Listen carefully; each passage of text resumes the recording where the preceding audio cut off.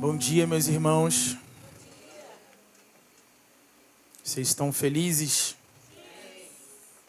Eu não vou falar tudo porque eu não sei a ordem. Mas eu sei que tem gratidão aí no meio. Vocês estão gratos, gente? Amém. Isso. O tema da nossa pregação hoje é afeições centralizadas em Deus. Nós vamos estar abordando o Salmo de número 16. Então, se você quiser já ir abrindo a sua Bíblia, Maurício vai conseguir passar também alguns versículos ali na tela. Mas se você quiser acompanhar pela sua Bíblia, amém. Quando eu pensei sobre esse tema, afeições centralizadas em Deus, eu digitei lá no Google e digitei afeição no Google e aí apareceu uma frase do dicionário Oxford que dizia: a verdadeira afeição se prova nas horas difíceis. E o que é afeição? De forma bem resumida, de forma bem prática, a afeição é um sentimento amoroso em relação a algo. Quando você sente amor, quando você ama alguma coisa, você está sentindo uma afeição por aquilo. De forma bem resumida mesmo. Então, nessa frase, isso me marcou bastante, encontrar essa frase desse dicionário, e eu comecei a meditar que se a afeição ela se prova na aflição, esse salmo de fato é um salmo que vai nos mostrar o valor de você ter as afeições centralizadas em Deus. É um salmo perfeito para exemplificar o tipo de pessoa que tem as suas afeições centralizadas em Deus. Davi, nesse salmo, ele está clamando por preservação.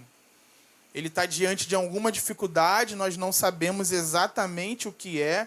Ele poderia estar sendo perseguido, ou ele poderia estar com alguma enfermidade, mas a informação que nós temos é que ele está diante de uma situação difícil, algum tipo de perigo. E como nós sabemos, situações difíceis, elas naturalmente nos levam para mais perto de Deus. Aqueles que conhecem a Deus, quando eles passam por dificuldade, orar fica mais fácil, ou pelo menos mais desejável, porque muitas vezes quando você não vê nada ao seu redor que possa te ajudar ou te salvar, é nessas horas que você vai clamar por Deus. É nessas horas que você vai lembrar com uma maior facilidade que existe alguém que pode te socorrer. E como nós sabemos, então, como nós vamos ver nesse salmo, Davi ele vai usar as suas provações, que através dessas palavras ele vai profetizar acerca de Jesus. Então Deus ele usa a provação de Davi, a situação difícil que Davi se encontrava. O Espírito, através dele, faz com que ele ministre palavras a Deus, que ele libere uma oração ao Senhor, mas que estaria profetizando sobre a ressurreição de Cristo. E como nós sabemos disso? Porque os apóstolos vão interpretar esse salmo exatamente dessa forma. Nós vamos ter o apóstolo Pedro, lá em Atos, como o próprio apóstolo Paulo também, interpretando essas palavras de Davi e atribuindo elas a Cristo, atribuindo elas a Jesus. E nós vamos ver isso mais para frente, mas não é à toa que esse salmo ele recebeu alguns títulos ao longo da história na tentativa de expressar o seu valor. E eu anotei aqui alguns desses títulos que ele foi chamado. Ele já foi chamado de Salmo Excelentíssimo de Davi, Salmo de Ouro, a Joia de Davi, o Cântico Extraordinário, Precioso, Joia Preciosa e Ouro. A ideia central do texto é apresentar uma pessoa que realmente confia em Deus, lidando com situações difíceis da vida.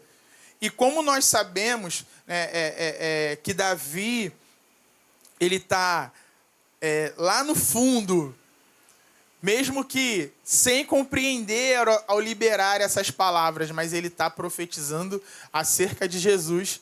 Então, de fato, nós podemos ter a consciência que estamos diante de uma joia, de algo precioso, como foi tratado historicamente e nomeado como ouro, né? Nós estamos diante de ouro quando nós meditarmos nessas palavras.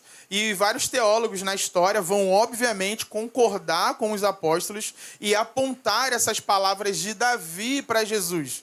James Frame, um teólogo, ele escreveu uma valiosa obra sobre esse salmo e descreveu ela como Cristo no jardim do Getsêmani.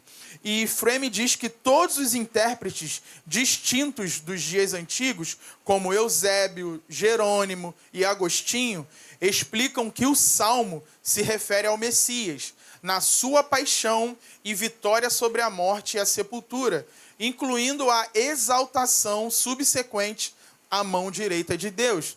Então, Davi, ele estava diante de alguma dificuldade, mais uma vez, que levou ele a clamar em forma de profecia, que apontava para a vida do Messias como um homem. Então, embora esse salmo ele vai começar com uma oração, né, diante de uma aflição, insinuando alguma dificuldade, ele é cheio de confiança santa e termina com cânticos de alegria, com a certeza da segurança que nós encontramos em Deus e da alegria que nós iremos desfrutar na sua presença. Deu para criar uma expectativa acerca dessas palavras que estão diante de nós? Gente, nós estamos diante de palavras riquíssimas, historicamente declaradas assim por vários teólogos na história da igreja. Então, acho que o nosso coração precisa estar muito disposto a receber de Deus essa manhã, através dessas palavras de Davi. Então, vamos ler, né, vamos abrir esse salmo e ler todo ele juntos.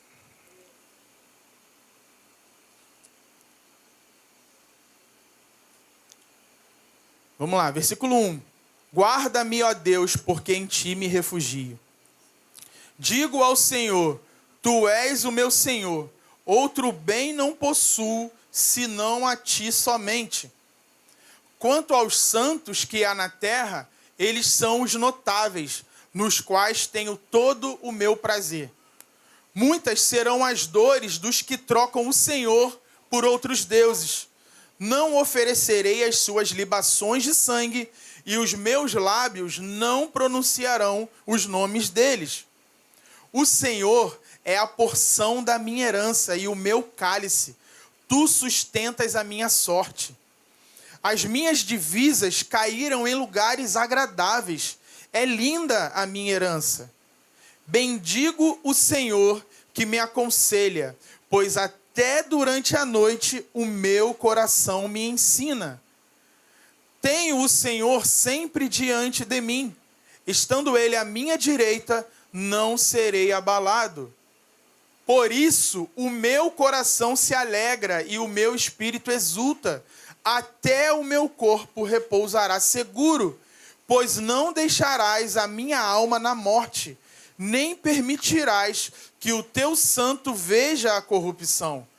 Tu me farás ver os caminhos da vida. Na tua presença há plenitude de alegria. À tua direita há delícias perpetuamente. Amém. Um expositor dos Salmos chamado Leopold, ele disse a respeito dessas palavras que talvez não haja nenhuma declaração de profeta ou poeta que traça de forma mais bela e consistente até suas consequências finais o que significa quando o homem se entrega totalmente nas mãos de Deus e permanece nele. É um clamor de Davi que vai apontar para Jesus e que vai nos ensinar a permanecer de maneira confiante, mesmo diante dos desafios da vida. Amém, gente? Vocês estão comigo? Então vamos lá, primeiro versículo, vamos tratar verso a verso aí dessas palavras.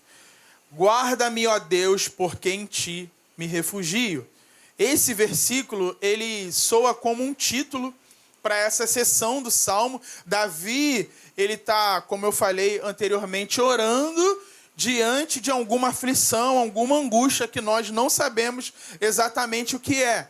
Mas é legal a gente perceber que a segurança, ela vai iniciar quando nós pedimos por ela e buscamos em Deus, né? E é exatamente isso o que Davi está fazendo. Ninguém pode invocar a Deus verdadeiramente a menos que creia nele, a menos que confie nele, a menos que saiba, através da sua própria palavra, que ele é quem pode nos socorrer. Então Davi, ele está orando para que Deus o guarde, mas ele está plenamente confiante disso. Ele está orando com confiança, ele está orando crendo. E é dessa forma que nós precisamos orar. Precisamos aprender com Davi que quando se ora crendo naquele que é o alvo das nossas palavras em oração. Todos os que confiam verdadeiramente em Deus, eles serão guardados, eles vão encontrar descanso. É isso que a palavra fala a respeito de nós. A Hebreus, ele diz que o descanso, né, é o princípio da fé, né? É ele que revela que, de fato, existe uma fé genuína dentro de nós. É o ato de você conseguir descansar.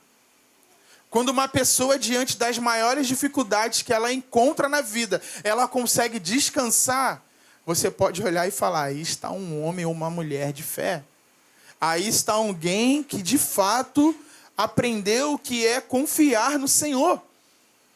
Porque ele está passando ou está enfrentando uma situação difícil e, mesmo assim, está revelando uma paz que excede todo entendimento. Que não faz sentido. Que, humanamente falando, não seria aplicável a essa situação. Mas essa pessoa consegue manifestar isso diante das dificuldades. Só falta descanso onde falta fé. Versículo 2, Davi, então, ele diz, digo ao Senhor, tu és o meu Senhor, outro bem não possuo, senão a ti somente. Esse tu és o meu Senhor é uma grande responsabilidade que eu acredito que precisa estar sobre nós, é saber se quando nós declaramos essas mesmas palavras de Davi, se nós estamos falando a verdade. Quando você diz, tu és o meu Senhor, ou quando você canta, tu és o meu Deus, você está cantando uma verdade? Tem uma frase que me marcou muito. Uma vez eu ouvi, mas eu não lembro exatamente quem falou, mas que ela diz assim, o crente, ele não conta mentira, mas chega domingo na igreja e canta um monte. E quando nós estamos cantando aqui, sempre me bate essa preocupação. Será que isso é uma verdade? Para mim. E eu acho que precisa ser uma preocupação de todos nós. Será que o que eu estou cantando é uma verdade? Ou isso aqui pode se caracterizar como uma hipocrisia? Como algo que está apenas saindo, né, o famoso da boca para fora. Essa precisa ser uma preocupação sempre presente em nós. Se formos honestos com o que nós estamos construindo e com o culto que nós estamos oferecendo ao Senhor, precisamos ter essa preocupação. Se de fato é verdade aquilo que nós estamos falando. E dizer que tu és o meu Senhor na hora da dificuldade, é o que muitos vão fazer. É o que muitos vão realizar. E muitos também declaram isso com muita facilidade em situações de vitória também. Você assiste um jogo de futebol, acaba o jogo, a maioria dos jogadores, quando vai lá na entrevista, não, primeiramente toda a honra e glória ao Senhor Jesus, porque é Ele que nos abençoou para conseguir essa vitória. E você vê a facilidade que as pessoas têm para bendizer o nome de Deus em situações de vitória, mas que se a gente parar para analisar, e nós precisamos fazer essa autoanálise também, e nas situações triviais da vida? E no ordinário? Será que Deus é de fato o nosso Senhor? A forma que nós tratamos o dinheiro, por exemplo. Será que ela está dizendo para o mundo assim, esse é o meu Deus? Ou eu tenho outro Senhor que não é o dinheiro? Ou a forma que nós estamos educando os nossos filhos, a forma que nós trabalhamos, algo que nós temos falado bastante nos últimos dias, declara que nós temos um Senhor que está nos céus, que é o Criador de todas as coisas, que é aquele que nos entregou a sua palavra, para que a gente viva de acordo com ela, ou nós estamos, como diz João Calvino, dando lugar aos ídolos que foram construídos pelo nosso próprio coração, porque o nosso coração é uma fábrica de ídolos. Isso é uma verdade. O nosso coração é uma fábrica de ídolos. Nós facilmente colocamos coisas no lugar que deveria ser de Deus. E nós atribuímos a essas coisas autoridade para nos fazer descansar, para nos fazer se alegrar,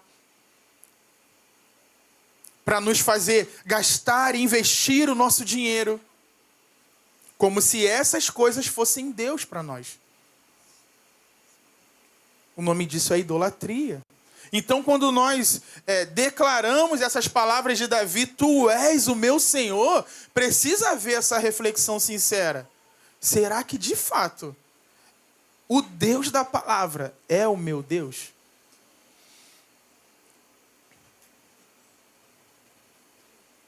E aí ele diz na sequência, outro bem não possuo senão a ti somente.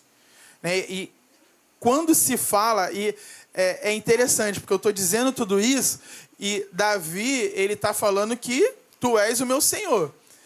E o que ele diz logo na sequência? Outro bem não possuo, senão somente a ti. Então, quando se fala de confiança, de crer em algo, o teste são os bens. Tu és o meu Senhor. Outro bem eu não possuo, senão somente a ti. Os bens, eles vão provar. Né? E Davi, ele sabiamente coloca Deus nesse lugar. Ele fala assim, não, outro bem eu não possuo, somente a ti. Pessoas matam e morrem por causa de bens. Famílias são destruídas por causa de bens. Irmãos vivem a vida inteira bem, até que o pai ou a mãe morre e aí tem que dividir. Aí começam os problemas na família. E irmão para de falar com o irmão. E aí tem aquele imóvel que... Quem nunca talvez foi alugar ou tentar comprar uma casa e falou assim, isso aí, cara, não, acho que não vai vender não, porque está em briga familiar, os irmãos não se entendem e essa casa aí vai ficar... Acho que vai ficar até vazia.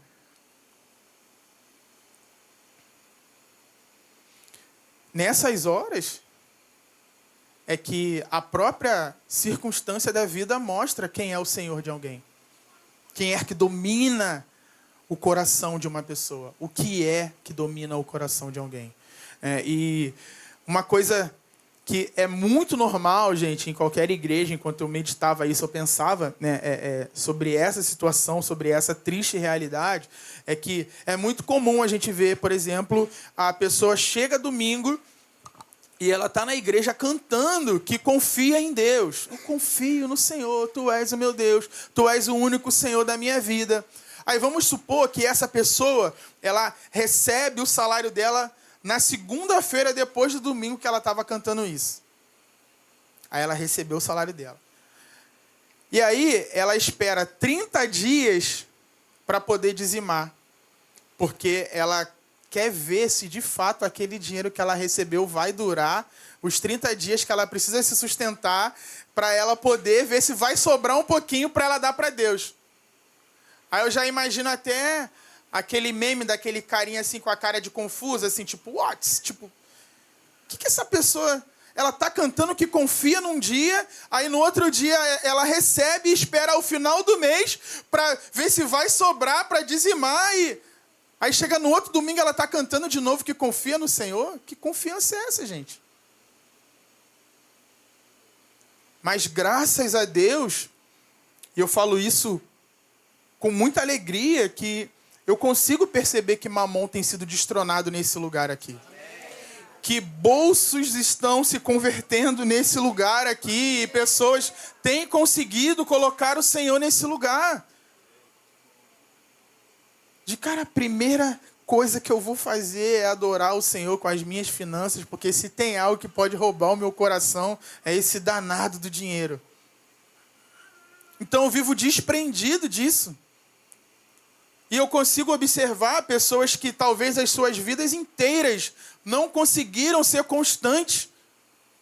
No mínimo, que eu acredito que é o padrão bíblico neotestamentário, que seria dar 10%, que nós não temos base para estipular uma porcentagem, mas se com uma medida muito menor de revelação, aqueles que viveram diante dos padrões do Antigo Testamento dava 10%, e eu hoje, diante de uma palavra que me aponta para Cristo, que deu tudo, eu não posso dar menos que 10%.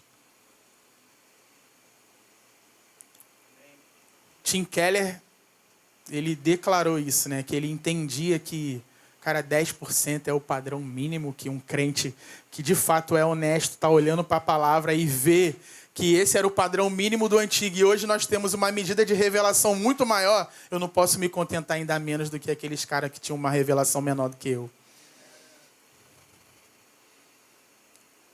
Mas a gente só consegue fazer isso quando o Senhor de fato nos liberta para viver uma vida livre e não mais aprisionado, porque é difícil. Só Deus pode fazer isso. Mas aqueles que vivem dessa forma, e se tiver alguém aqui, gente, por favor, fale, tá? Que se você se disponibilizou a viver dessa maneira, desprendida do dinheiro, e a sua vida piorou depois disso, por favor, você pode levantar a sua mão e falar e declarar. O difícil é você conseguir entrar por esse caminho, mas quem entra não se arrepende.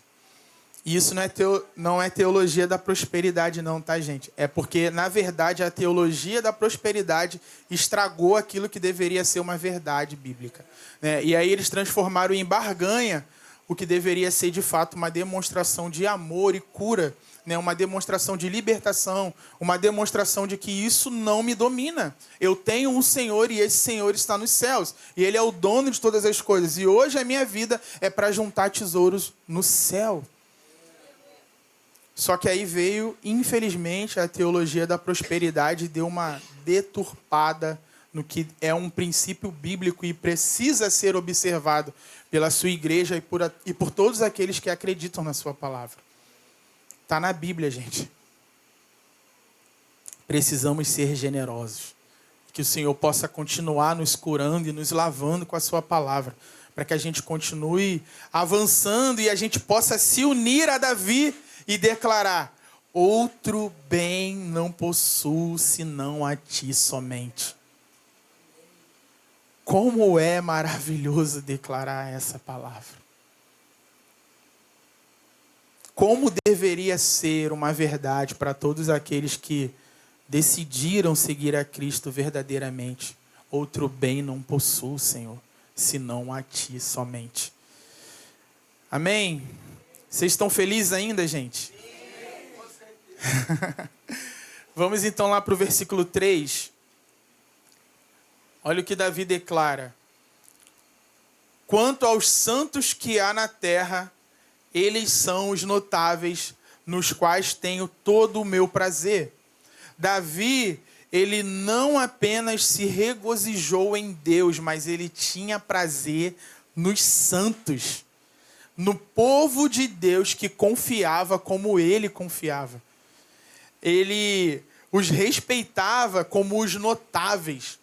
A palavra aqui no hebraico é o termo adire, que significa gloriosos, excelentes e nobres, porque eles eram a verdadeira nobreza da humanidade. Davi está olhando para aqueles que de fato têm fé em Deus e se alegrando na decisão deles de seguir e confiar em Deus como ele também confiava. Uma evidência da confiança de Davi no Senhor foi exatamente essa sua decisão de manter na sua companhia outros que também confiavam em Deus, que andavam com Deus como ele andava. E, gente, é prazeroso ter pessoas que amam a Deus perto de nós. É prazeroso estabelecer relacionamento profundo com pessoas que decidiram se tornar amigas de Deus. É bênção, gente. É maravilhoso.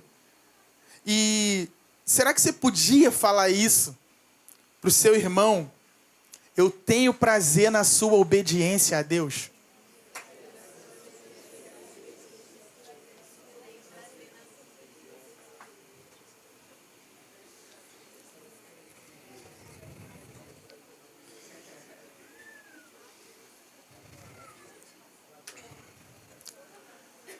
Agora eu quero falar uma coisa. Quando você fala isso para o seu irmão, duas coisas podem acontecer. A primeira coisa, ou ele pode agradecer a Deus pela graça, por ele estar vivendo uma fé genuína e estar de fato revelando uma vida de obediência a Deus, ou nesse momento ele vai clamar por misericórdia, Senhor. Porque eu queria que isso fosse uma verdade, mas ainda não é. Mas o Senhor pode fazer isso virar uma verdade na sua vida.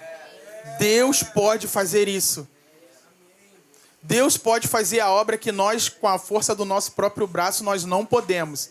Mas Ele faz isso. Por isso que quando nós agradecemos, quando nós demonstramos a nossa gratidão, é isso que nós estamos dizendo. Senhor, obrigado, porque sozinho eu não poderia ser obediente. Mas é a Tua graça que me ensina, que me educa, que me auxilia a renunciar às paixões da carne e viver nessa presente era de maneira santa, justa e piedosa. A glória é dele. Toda a glória precisa ser para ele. Não há nada de bom em nós. Tudo que pode existir de bom vem dele. Então, quando a nossa obediência é real, quando nós estamos vivendo um estilo de vida do reino de Deus, nós temos que agradecer a Deus por isso, porque é pura misericórdia, é pura bondade de Deus, é compaixão, é amor de Deus derramado em nós através do sangue de Jesus que nos liberta e nos permite viver uma nova vida. Amém? E tem uma história que de um livro chamado O Porta-Joias, de 1785. Charles Bradbury, o autor desse livro, e ele fala sobre uma história de um antigo rei dos Draves chamado Ingo. E ao fazer um banquete imponente, ele designou que os seus nobres, naquele tempo descrentes, se sentassem no saguão inferior. E ordenou ao mesmo tempo que certos cristãos pobres fossem levados à sala de recepção real, onde deveriam sentar-se com ele à mesa para comerem e beberem da alegria da realeza. Então prestem atenção nisso. Ele falou para os nobres irem para o saguão inferior, mas chamou os pobres, porém crentes, para subir e desfrutar com ele da alegria da realeza. E quando muitos ficaram questionando esse procedimento, ele disse que considerava os cristãos, embora paupérrimos, o mais formoso ornamento para sua mesa e os mais dignos da sua companhia do que os mais nobres amigos inconversos à fé cristã, considerando que estes serão lançados ao inferno. Aqueles serão os consoladores e príncipes que o acompanharão no céu. Às vezes, vemos as estrelas pelo reflexo de uma poça, no fundo de um poço ou em uma valeta fedida. Contudo, as estrelas estão situadas nos céus. Assim, vemos pessoas tementes a Deus em condições pobres, miseráveis, vis e menosprezadas em relação às coisas desse mundo. Contudo, essas pessoas estão situadas nos céus, nas regiões celestiais. O amor que nós temos pelos amigos de Deus, pelos nossos irmãos, ele vai quebrar qualquer tipo de barreira.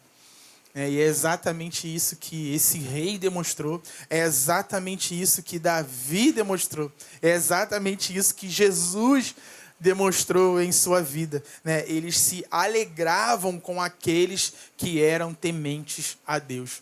Então, que esse seja o nosso padrão de vida também. E em contraste com esses santos piedosos que Davi está se alegrando, na sequência, no versículo 4, ele vai dizer, se você puder me acompanhar, ele diz: muitas serão as dores dos que trocam o Senhor por outros deuses. Não oferecerei as suas libações de sangue, e os meus lábios não pronunciarão os nomes deles. Né? Então, Davi, ele está usando aqui como exemplo alguém que deixou de adorar a Deus e agora está adorando outros deuses.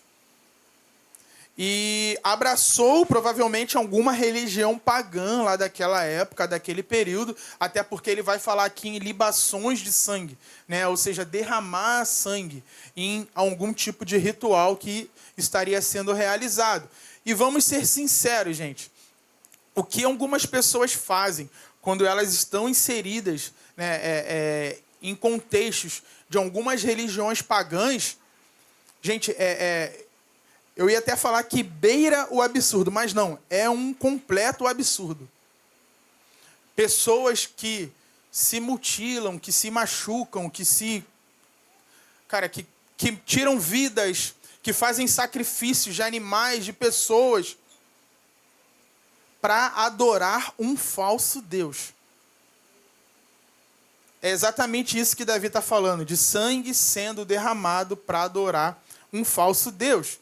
E enquanto, muitas vezes, o verdadeiro, né, cristão ali, que segue a Jesus, que teve alguém que se sacrificou no seu lugar, que derramou sangue, que sofreu, que viveu uma obediência radical, não consegue fazer o mínimo para adorar o verdadeiro Deus. Pessoas que seguem religiões pagãs fazem loucuras para adorar falsos deuses, enquanto um verdadeiro cristão, às vezes, não consegue fazer o mínimo para adorar o verdadeiro Deus. E Charles Spurgeon, ele disse que os crentes confessos, eles são muitas vezes lentos para com o verdadeiro Deus. Mas os pecadores fazem oferendas a outro Deus. Correm como loucos para fazer oferendas onde rastejamos como caracóis. Que esse zelo reprove o nosso atraso. Então, essa falta de obediência radical, ela pode nos conduzir para um caminho de querer viver uma vida fácil, uma vida confortável, uma vida de facilidade. E é nesse lugar que muitas pessoas, elas começam a trocar o Senhor por coisas. E essas coisas, aos poucos, elas vão se tornar ídolos no coração dessas pessoas. Entregar o coração a ídolos vai trazer para nós sofrimento cedo ou tarde. Cedo ou tarde vai trazer sofrimento. E Davi, na sequência, então, ele vai para mais um contraste, né? Ele estava falando da alegria que ele tinha nos santos, aí agora ele fala do sofrimento eminente que aguarda aqueles que decidiram entregar a sua vida em adoração para outros deuses, para falsos deuses, e agora ele vai para mais um contraste, no versículo 5, e ele diz: o Senhor é a porção da minha herança. Davi, ele declara que tem o Senhor como algo precioso recebido por alguém. É a porção da sua herança, é o tesouro valioso que os seus antepassados lhe transmitiram. Deus é grande, gente. Deus é grande, gente. Davi, ele não está dizendo que a sua porção é um pedaço de terra. Ele não está dizendo que a sua porção são imóveis, que a sua porção são carros. A porção da sua herança é o Senhor. todo o planeta Terra poderia ser seu, que não se compararia a ter o Senhor como sua herança. Tem uma outra citação de um teólogo chamado David Clarkson, que ele disse que o Senhor é a nossa porção, e isto é incomparavelmente mais do que se tivéssemos os céus e toda a terra. Toda a terra é apenas como um ponto comparado com a vastidão dos céus. E os próprios céus não passam de um ponto comparado com Deus.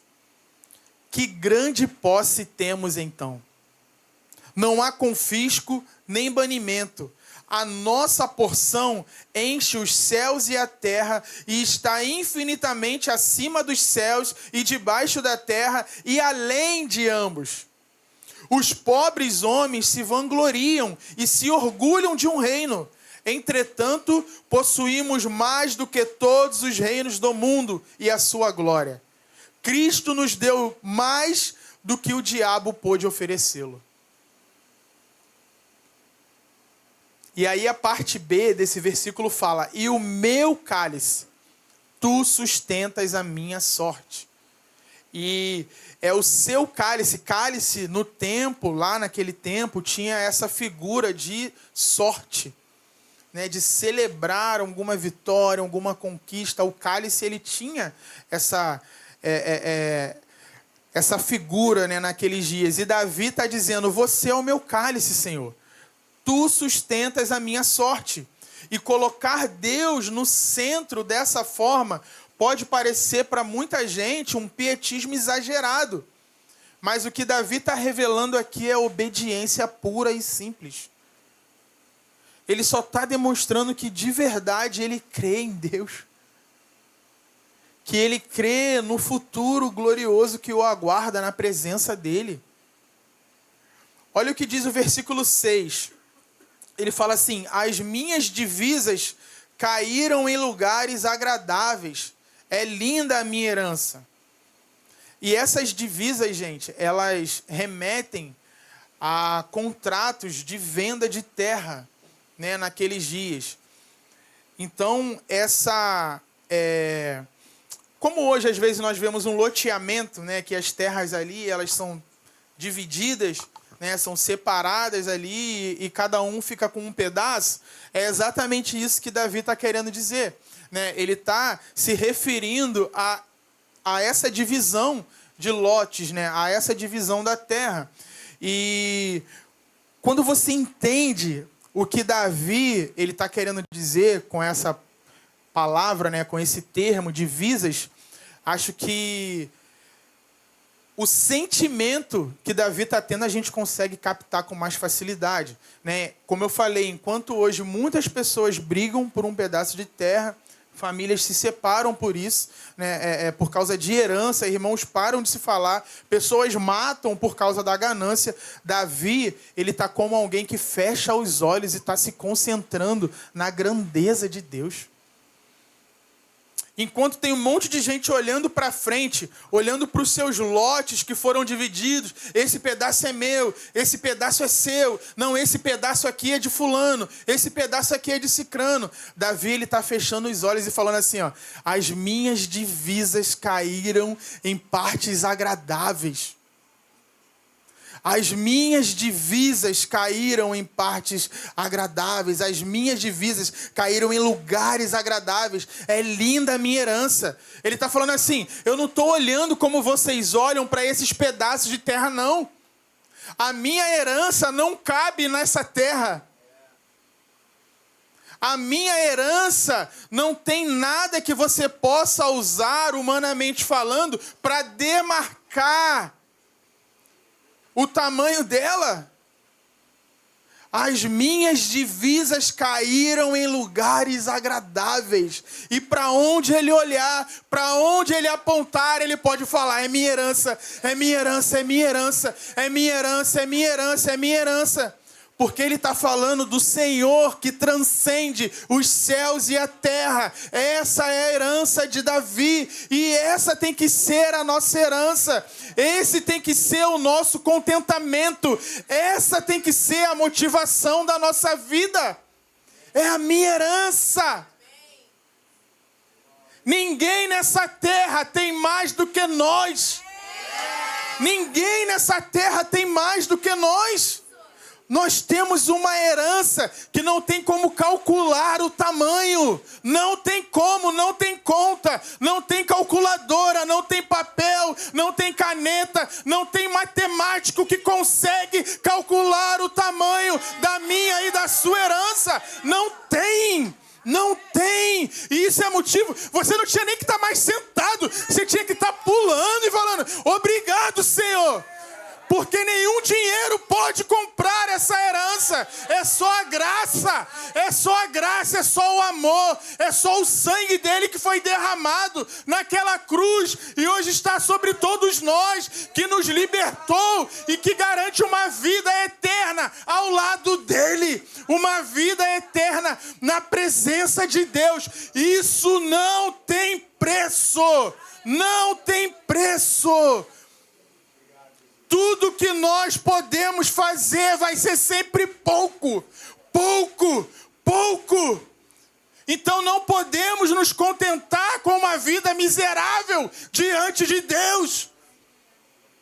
A nossa vida tem que ser uma vida de obediência radical. Porque nós entendemos a palavra, nós entendemos quem Ele é, nós entendemos o tamanho da sua grandeza, nós entendemos acerca dos dias que estão por vir, do que nos aguarda. Que não pode se comparar a nada que nós olhamos hoje, nada se compara à glória que vai ser revelada em nós, não tem nada. Nada que você possa olhar hoje e dizer, vai ser parecido com isso, não pode dizer. Não pode dizer. E isso tem que gerar expectativa, paixão, zelo, entrega, obediência radical. Não dá para permanecer indiferente diante da revelação da grandeza de Deus, do tamanho do amor de Deus, do tamanho daquilo que nos aguarda. Davi entendeu isso, gente. Por isso que ele está falando essas palavras. E nós temos que entender isso também. Vem com revelação sobre nós, Senhor. Por favor, Deus. Aumenta, Senhor. Dê-nos uma medida maior, Senhor, de revelação da Tua majestade, da Tua grandeza, Senhor. Faça isso, Deus.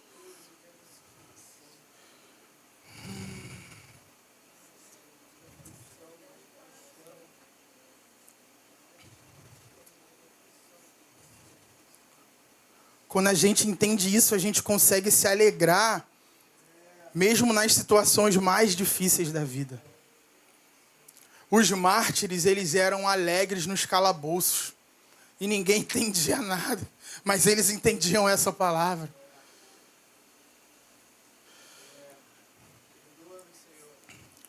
Um teólogo chamado Richard Green, ele foi suficientemente ousado para dizer que quem está descontente nunca sentiu o amor de Deus ou provou o perdão dos pecados. Spurgeon, ele fala também que certos estudiosos pensavam que o descontentamento foi o primeiro pecado. A pedra que destruiu a nossa raça no paraíso. Claro que não pode haver paraíso onde este espírito maligno tenha poder, pois o seu lodo envenena todas as flores do jardim. Descontentamento. Se Eva estivesse plena, ela ia falar, eu não preciso de mais nada.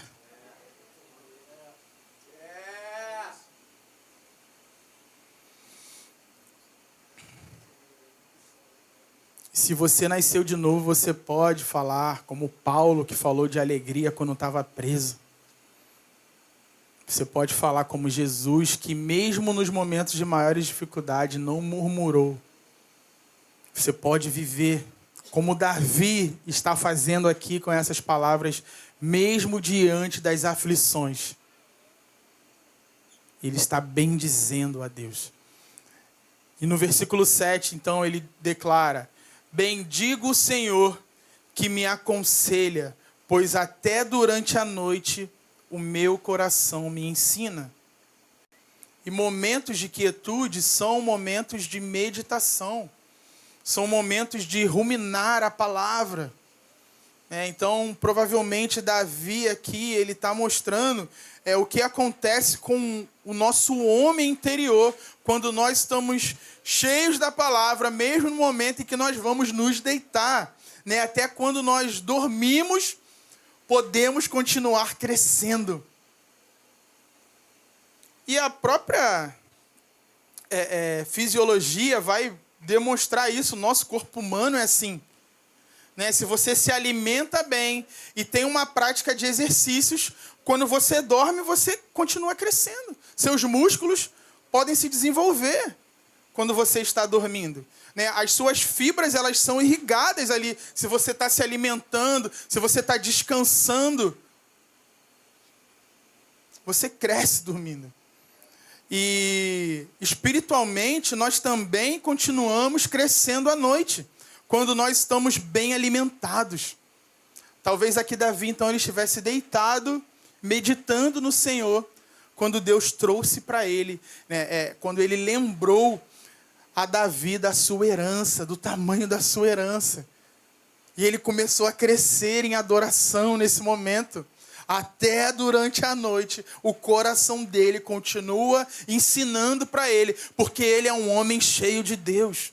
E um homem cheio de Deus é um homem cheio da palavra. Se você estiver cheio da palavra, ela vai continuar te alimentando em todos os momentos da sua vida, mesmo quando você estiver dormindo.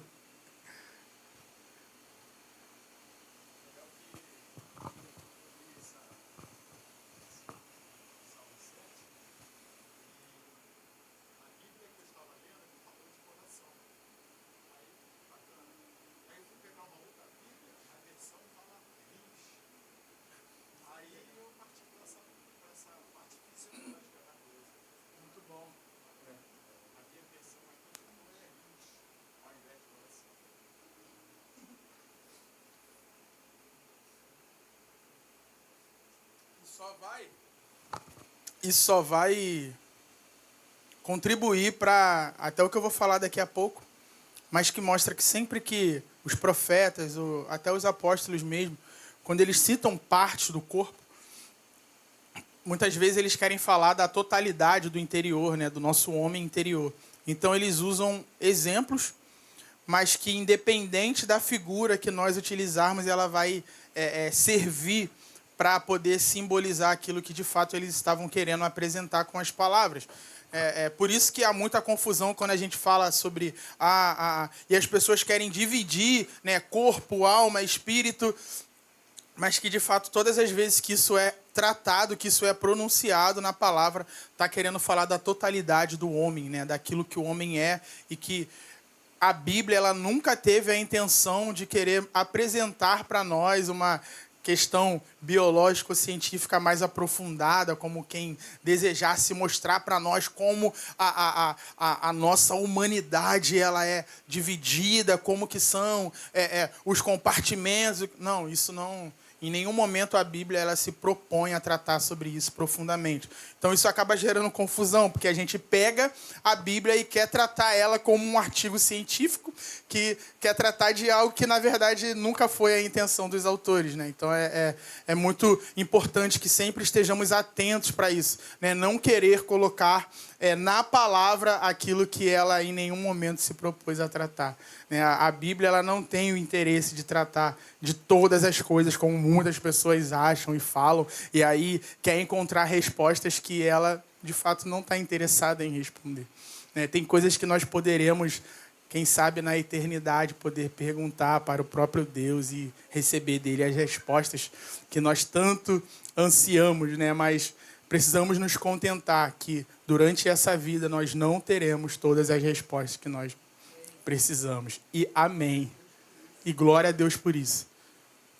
Porque se Deus tivesse, talvez, a intenção de revelar todas as coisas, não ia ter muita graça, né? Ah, já sei de tudo. Não. Nem a eternidade vai ser tempo suficiente para a gente conhecer Deus em sua totalidade. Deus é grande. Deus é grande. Não tem como.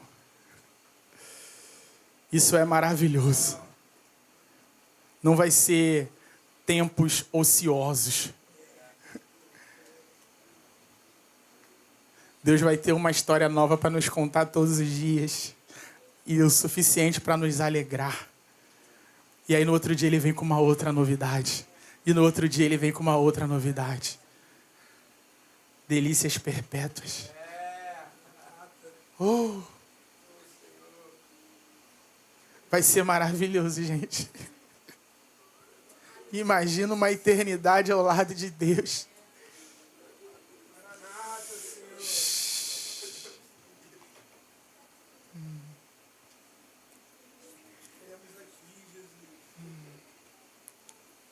No versículo 8, então, Davi diz: tenho o Senhor sempre diante de mim. Estando ele à minha direita, não serei abalado. E esse tenho o Senhor sempre diante de mim está falando a respeito de alguém que tem os olhos fixados em Deus. Alguém que não olha para o Senhor de acordo com as circunstâncias, estando alegre ou triste, com dinheiro ou sem dinheiro, com amigo ou sem amigo, perto de muitas pessoas ou longe. Tenho o Senhor sempre diante de mim. E mais, esse versículo é a prova que Davi está a todo momento profetizando acerca de Jesus. E não apenas esse versículo, mas a partir dele, tudo que for declarado por Davi foi repetido pelo apóstolo Pedro, e direcionando essas palavras para Jesus. E a gente vê isso lá em Atos 2, versículo 25. O Maurício não vai compartilhar para a gente na tela, mas se você quiser abrir na sua Bíblia ou anotar para ler depois, a partir desse versículo ele começa, Pedro ali no seu sermão, lá no capítulo 2 de Atos, ele começa a interpretar as palavras de Davi e mostrar que elas estavam se referindo, na verdade, a Jesus. Ele fala: porque Davi fala a respeito dele, dizendo: eu sempre via o Senhor diante de mim, porque ele estando à minha direita, para que eu não seja abalado. Ou seja, quer saber como Jesus viveu de maneira justa e santa nessa presente era? Foi contemplando e se apoiando na fé em alguém que não tem sombra de variação. Deus, ele é como uma coluna, né? Ele é como se tivesse uma pilastra aqui nesse meio que você pode apoiar o seu braço direito. Você pode apoiar o seu braço esquerdo. Você pode apoiar as suas costas. Você pode sentar, você pode levantar. E ele permanece ali, firme. E que você pode confiar que enquanto você está apoiado ali, você não cai. Você cansa. Você troca de posição. Mas ele permanece imutável. Sempre presente. Não tem instabilidade, não tem sombra de variação. Isso é maravilhoso. Você ter alguém para quem confiar, que você sabe que não vai te deixar na mão, que não vai te deixar cair, que ele sustenta a nossa força, que ele é misericordioso, que ele é bom. E que se um dia, de fato, ele nos chamou para entrar por esse caminho, ele vai segurar na nossa mão e vai nos levar até o fim. Isso é maravilhoso.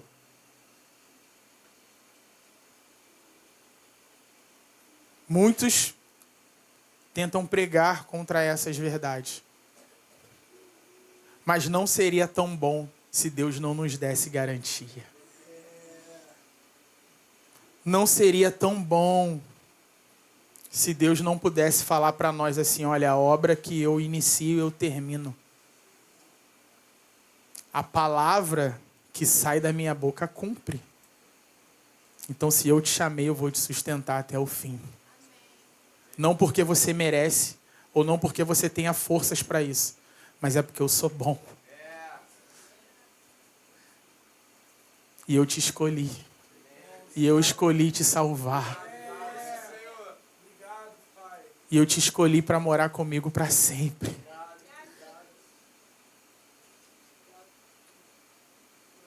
Isso é maravilhoso. É por isso que, na sequência, Davi, ele começa a falar justamente da esperança e da alegria eterna. Por isso que no versículo 9 ele começa a falar: por isso meu coração se alegra e o meu espírito exulta, até o meu corpo repousará seguro. E aqui entramos naquele ponto, né, que até falamos na aula, e como meu pai citou ali a respeito do RINT, e nós vimos lá sobre a unidade psicossomática, né, quem se lembra dessa aula vai perceber isso muito bem aqui nessas palavras de Davi, né, porque ele fala sobre um coração se alegrando, espírito exultando e corpo repousando. Inclusive o grego, na Septuaginta, ele vai mudar também o termo aqui de espírito para uma outra palavra. Lá em Atos 2, 26, quando Pedro interpreta essas palavras, né, ele repete as palavras de Davi, e ele usa, então, essa tradução grega do Antigo Testamento, que é a Septuaginta, e no lugar de espírito, ele fala assim, ó, por isso meu coração se alegra e a minha língua exulta. E além disso, também a minha própria carne repousará em esperança. No final das contas, ele está falando de todo o seu ser. Toda a sua vida. Descansa plenamente confiante na garantia, na promessa, na aliança de um Deus que não quebra aliança. Davi, ele não está querendo fazer essa separação científica do nosso ser, mas ele está reunindo palavras que juntas apontam para todo o nosso ser.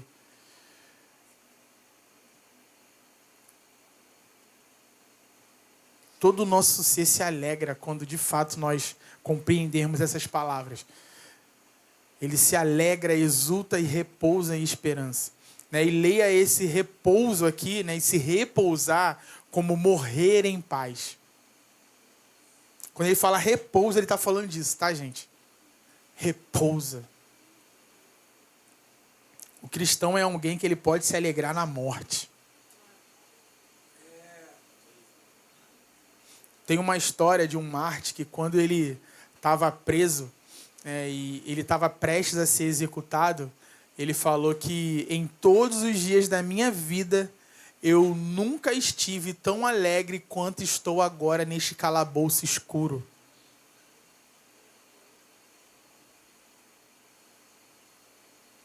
Sabe por quê? Porque ele estava pertinho de Deus. Isso é loucura, né? Essa é certamente a alegria ancorada na verdade. Morrer é lucro. Uma alegria que não se iludiu com as coisas dessa terra, mas que tinha expectativa no porvir. Agostinho de Hipona, ele falava, né? Inquieto está o nosso coração enquanto não repousa em ti.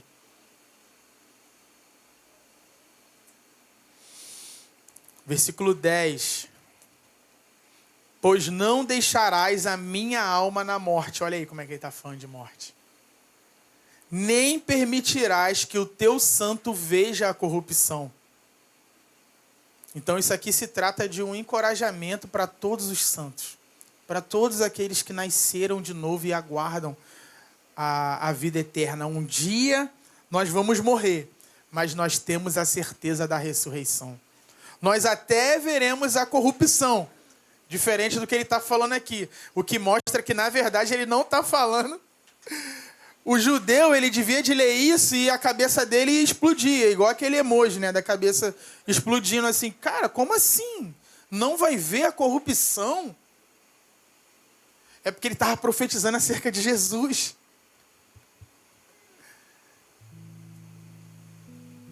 Acho que ele nem ele mesmo sabia o que ele estava falando, mas ele disse: meu corpo não verá a corrupção. A pessoa olhando, como assim? As pessoas morrem, o corpo apodrece aí. Passa ano, você vai lá, não tem mais nada, só os ossos. Mas ele estava profetizando acerca de Jesus.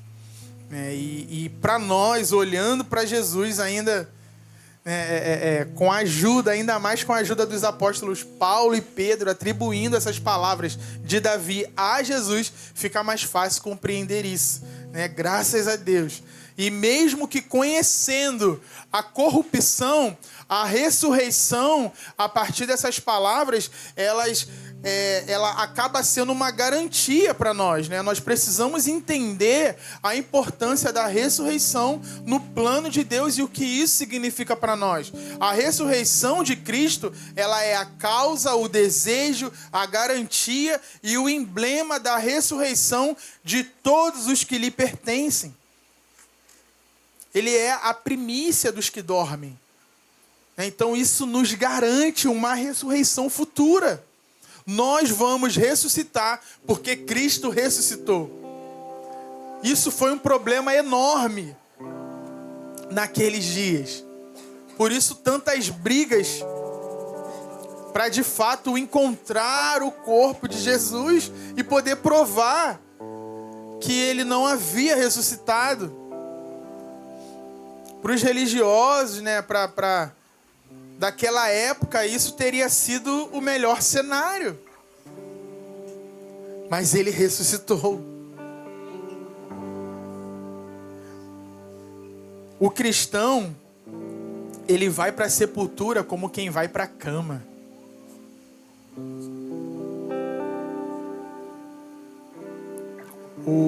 A pessoa que... A nossa carne, um dia, ela vai repousar entre os torrões da terra. Mas nós sabemos que quando nós morremos, nós teremos um lugar de descanso na presença de Deus. O cristão, ele vai repousar na sua morte como quem hoje repousa entre almofadas. Como quem hoje está em almofadas, confortável. Assim precisa ser a morte para nós. É um paradoxo, mas é a verdade de Deus a respeito do nosso futuro.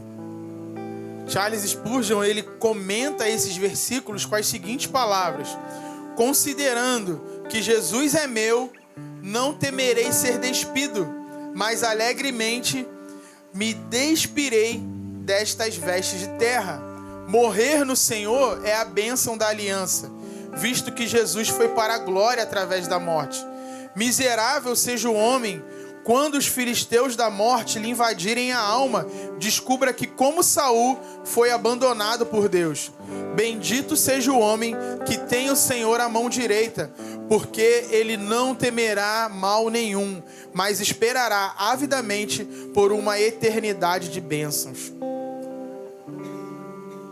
No versículo 11, para encerrar, Davi declara as seguintes palavras: tu me farás ver os caminhos da vida.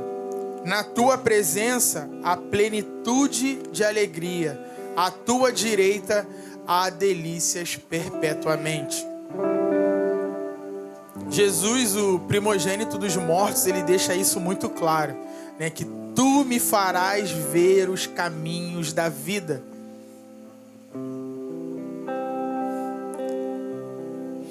Tem um teólogo chamado John Trapp que ele diz que aqui está escrito o máximo do que se pode dizer, porém as palavras são muito fracas para expressar tudo. Quanto à qualidade, no céu há alegrias e delícias. Quanto à quantidade, há abundância. Uma torrente na qual eles bebem sem interferência ou repugnância. Quanto à constância, está a mão direita de Deus, que é mais forte do que tudo. Ninguém pode nos tirar da sua mão. É uma felicidade constante, sem interrupção. E quanto à perpetuidade, é perpetuamente. As alegrias do céu são sem medida, mistura ou fim. Buscar prazer, gente, não é pecado. Esse anseio de ser feliz que existe dentro de cada um de nós é algo que o próprio Deus colocou. Só que a realidade é que nada nessa terra pode nos satisfazer plenamente. E isso precisa mostrar para nós, então, que Deus ele não nos criou para as coisas dessa terra, mas Ele nos criou para buscar satisfação em algo eterno. Então buscar prazer não é errado. John Piper ele trata muito bem sobre esse assunto, que ele fala sobre o hedonismo cristão, que até traduziram um livro, dei uma passada, Plena Satisfação em Deus. Na verdade, esse é um resumo do livro Em Busca de Deus, que é a obra maior, né? E no Plena Satisfação em Deus, eles mudam a expressão hedonismo cristão para prazer cristão. Eles não usam a expressão hedonismo cristão, porque eles ficaram com medo de trazer escândalo, de escandalizar, por causa do entendimento acerca da palavra hedonismo, que é uma vida em busca de prazer, né? É você colocar o prazer como seu Deus. Só que ele faz uma mudança. Ele fala, é o hedonismo cristão, que é, na verdade, você precisa buscar prazer sim. Não é errado buscar prazer. É errado buscar na fonte errada. Você precisa buscar em Deus. E isso muda uma vida de adoração. Isso muda uma vida de obediência. Porque você começa, então, a fazer as coisas pela motivação certa. Não, porque é errado quando você vai adorar, né? Você buscar sentir algo. Não, você tem que entregar. Mas Deus quer que você adore para você sentir prazer também. Não é porque simplesmente eu quero ser adorado. Não, mas eu quero te mostrar onde você pode encontrar plena satisfação.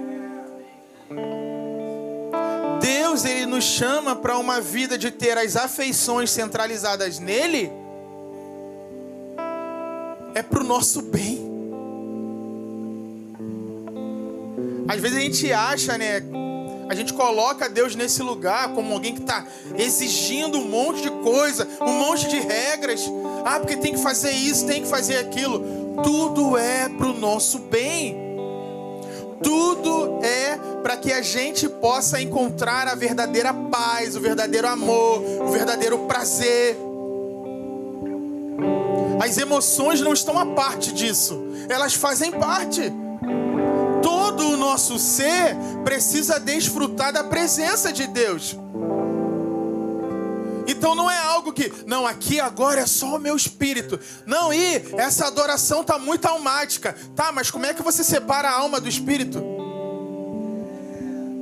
Como é que você separa a carne do espírito? Não separa. Por isso, quando Deus ele instrui o seu povo a adorar, e aí a gente vai para as expressões de adoração lá do Antigo Testamento, e a gente vai ver que cada palavra que é uma expressão de adoração, ela tem um significado. Uma é uma adoração prostrada, outra é uma adoração erguendo as mãos, outra é uma adoração batendo palma, outra é uma adoração agindo como um louco.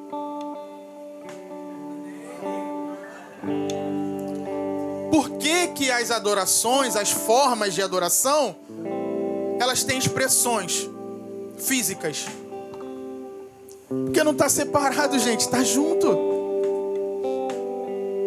A minha alma, o meu espírito, o meu corpo. É isso que Davi está dizendo com essas palavras. Amém, gente? Vocês estão comigo? Vocês estão prontos para adorar a Deus com todo o ser de vocês? John Piper, ele fala que na medida em que tentamos abandonar a busca do prazer, deixamos de honrar a Deus e de amar as pessoas. Ou dito de forma afirmativa, a busca do prazer é parte necessária de toda adoração e virtude. Ou seja, o fim último do homem é glorificar a Deus ao deleitar-se nele para sempre. Deus é mais glorificado em nós quando nós somos mais satisfeitos nele.